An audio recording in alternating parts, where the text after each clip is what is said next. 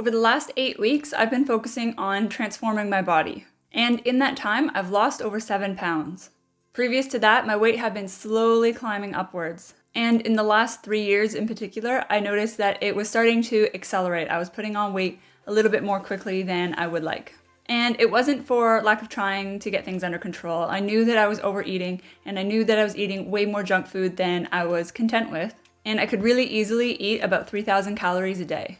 While I'm still really active, that meant that eating 3,000 calories didn't result in a huge weight gain for me, but I was slowly putting weight on. So after trying a few different things and working out what was going to work best for me, I figured out how to finally stop overeating, finally stop eating all of the junk food, and to finally start losing weight. So in this video, I'm going to be talking about everything that you need to know about weight loss and transforming your body.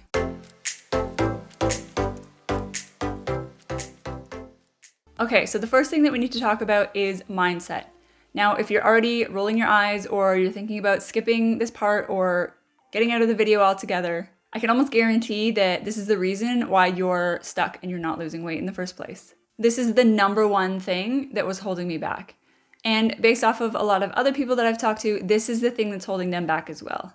I bet if I asked you right now what you thought you needed to do in order to lose weight, you know that you need to eat healthier, you know you need to cut out junk food, you know that you need to move your body and exercise more. So the problem isn't knowing what to do, it's actually getting yourself to do it and to stick with a consistent routine. You can go on the internet right now and you can find thousands of recipe books, nutrition programs, you can find thousands of workout programs. All you have to do is pick one and stick with it. Sounds easy in theory, but the problem is your mindset is what's holding you back. You know exactly what you need to do, but you can't seem to make yourself do it. And sometimes what happens is that you buy a new nutrition program, you buy a new workout program, and you do it for a couple of weeks, but then it starts to feel hard and we stop doing it. And when I realized that the mindset that I was having is exactly what was holding me back, I was mind blown. I was like, well, I'm self-sabotaging, I'm holding myself back. All I have to do is change my mindset and everything will be okay. But the problem is that a lot of the gurus tell you that you have to change your mindset, but they don't really tell you how to do that, what you actually need to do to accomplish that. So in this video, I'm going to help break that down a little bit better so that you can understand what exactly you need to do to overcome a limiting mindset so that you can actually stay consistent, so you can actually see results. The main thing this comes down to is self-awareness. It's being aware of the thoughts that your brain's having, the feelings that you're feeling, and changing those patterns. So we have a behavior loop. This is where we have a thought about something. That thought makes us feel a certain way in our body. Those thoughts and feelings make us do certain actions, and those actions lead to results. So let's say you're at work and you walk into the tea room and you see that there are some cookies sitting on the table. That triggers your brain to have a thought. Maybe that thought is, I want a cookie. Your body then has a feeling of desire, a feeling of hunger. You might have an urge to eat a cookie. Those thoughts and feelings together then lead to an action. The action is that you take a cookie and maybe you go back to your desk. And then the result is dependent on the action. So the action was eating the cookie. The result is you ate the cookie. Maybe that cookie makes you feel guilty because you were on a diet and you didn't want to eat it. Or, maybe the result is that you do that every single day. You eat a cookie every single day and that results in weight gain over time. So these thoughts, these feelings, these actions, and the results can become habits. It forms a habit loop. So now whenever you're in the tea room and there's cookie there, you grab the cookie without thinking about it and you eat the cookie. And again, those results compound over time, so you end up gaining weight. Here's another example. You have a stressful day at work, and on your way home, you're thinking about all of the negative things that happened, and you're really stressed out. You feel it in your body feels anxious and nervous, and you feel frustrated and stressed. You get home, and the action is to self-soothe with some kind of junk food, or a glass of wine, or laying down on the couch, and the result is you feel better. So then your brain remembers, oh, well, when I feel stressed and I eat, then I feel better. So the next time your brain feels stressed and frustrated and overwhelmed, it's going to trigger the action and the feeling to grab another cookie or eat some junk food or grab a glass of wine or go lay on the couch and watch TV. And that's how we form negative habits. So in order to change our mindset, we need to get really good at pattern interrupting. So when we're going through that loop, through that cycle, we need to be able to say, I know that I'm feeling this way, but I'm not going to take that action that I would normally take. So you can identify the thought that's causing the feeling, and the feeling that's causing the action that's causing the result. And so from that, we can choose to have a different thought. So instead of thinking, I had a really bad day at work, I can't wait to get home, I can't wait to lay on the couch and have a glass of wine. I'm so stressed, I don't want to go to work tomorrow. Any of those thoughts. We can interrupt that pattern. We can choose new thoughts. We can choose a different way of coping with those thoughts. We can feel our feelings and decide not to take an action based off of those feelings. And this was a huge one for me, especially when it came to hunger. When I was doing intermittent fasting, I would have a thought that it's morning, I'm awake, and so I should be eating. Then I would have the feeling of hunger, so I would eat, and then I would feel guilty because I was planning on intermittent fasting and that didn't work out. So instead, I started recognizing that hunger is just a feeling in my body. It's just a signal that I should be eating. But I don't necessarily have to give in to that signal. I can choose to ignore it. The more that you realize that it's just a sensation in your body and that sensation can't actually hurt you, the better. Now, obviously, I'm not saying that you should be starving yourself.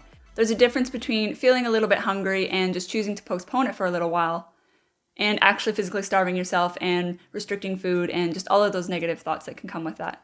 And the important part of this is that a lot of the times those thoughts and feelings that we have, they feel super urgent. They feel like if I don't have this glass of wine right now, something bad's gonna happen. They feel so overwhelming that all we can do is just give in to those urges to try and make them go away. But if you just recognize that in your body, they're just sensations, they're just feelings. You can almost think about it like if you have an itch. Let's say you have an itch on your arm and you can resist scratching it. Yes, it's uncomfortable, but nothing bad is gonna happen if you don't scratch that itch. It's just annoying. The other important part of this is that you can choose new coping mechanisms. So if your current coping mechanism is to come home and have a glass of wine, you can choose something different to respond to the thoughts and the feelings that you're having. So yes, you definitely want to start with changing the thoughts and the feelings in the first place and interrupting those patterns, but then you can also choose a different way of coping if those feelings are too overwhelming. The saying that I started using that really helped me with this is, that's not who I am anymore. So where I used to come home and grab a bag of chips or some popcorn and lay on the couch and watch a movie, I would say to myself, that's not who I am anymore, and I would choose a different action. It still feels uncomfortable, it still feels wrong to do something different, but at least then I'm getting up and I'm rewiring those habits.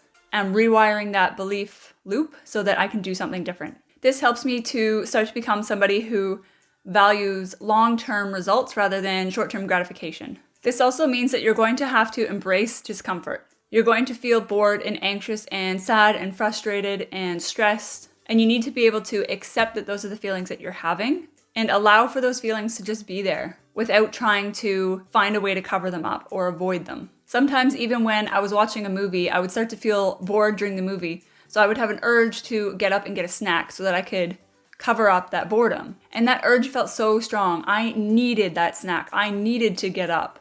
It felt like something bad would happen if I just tried to ignore it. Like I could not just sit there and go, no, you don't need this. The thing that really made the difference for me was identifying the feeling that I was having. So I wasn't calling it a craving anymore. It was, I'm feeling bored, so this is the result that's happening. I started to identify the way that things were feeling inside of my body. So it felt sort of restless, it felt anxious, it felt urgent.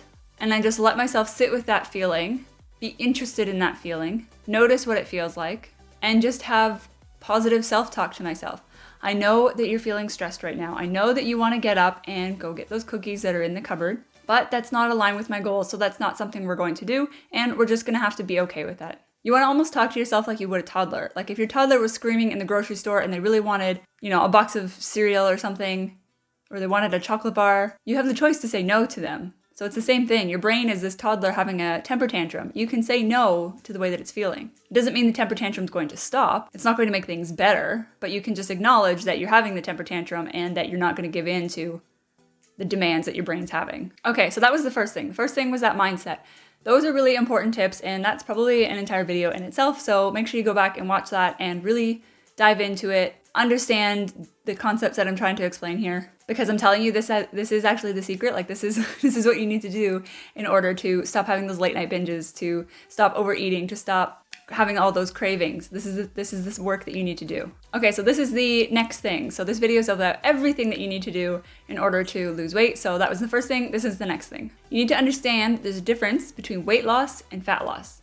So when you lose weight, the number on the scale will go down, but that doesn't mean that you're just losing fat. You could also lose muscle mass, you could lose bone density, you could lose water weight, and we don't want to lose muscle mass or bone density because that's detrimental to our health. So we don't actually want to lose weight, we want to lose fat. So it's important that we use the scale as well as body circumference measurements to know whether or not we're losing just fat or if we're losing fat and muscle mass, fat and water, fat and something else. So if the number on the scale isn't changing, but you're losing inches or centimeters around your waist and your legs and your thighs, then that tells you that you're losing fat. You might even see that the scale goes up. That might mean that you're gaining muscle but losing fat.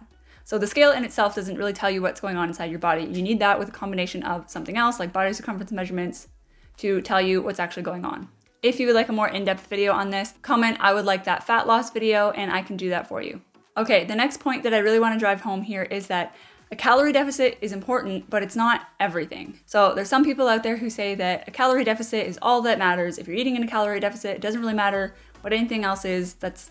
No, that's not true at all. So let's talk about the Twinkie diet. You might have heard this before, where this scientist, he ate a bunch of Twinkies and he said that, if I'm in a calorie deficit, I'll lose weight. And he did lose weight, but here's the catch. So when we eat sugar, sugar messes with our body's signals that tell us when we're hungry and when we're full. So if you're eating a lot of sugar, even if you are in a calorie deficit and even if you are losing weight, you're going to feel hungry all the time.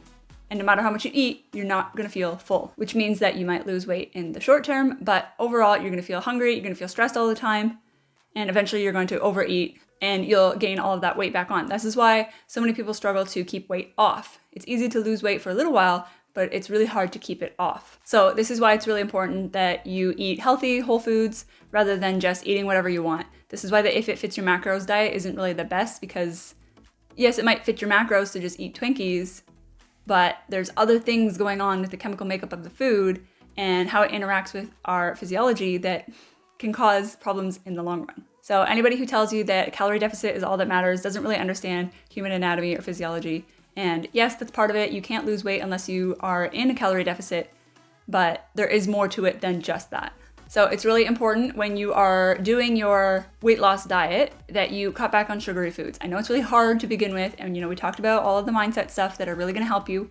I know it's tricky, but once you can cut back on sugar and have a bit of that withdrawal going on, then it makes it easier to carry on because your body isn't having these messed up signals telling you that you're hungry all the time. That means that you're not having such intense cravings anymore, which means that you don't feel the need to have those sugary foods, and it makes it easier to make healthier choices. So I know you heard this before, but the solution to this is to eat lots of protein, carbs, and fats at every single meal and focus on whole foods. And we want to be in a slight calorie deficit. So in order to do that, you need to know what your current maintenance level calories are. You can use calculators online to figure this out. If you'd like a dedicated video, comment down below you want that calorie counting video, and I can do that for you as well.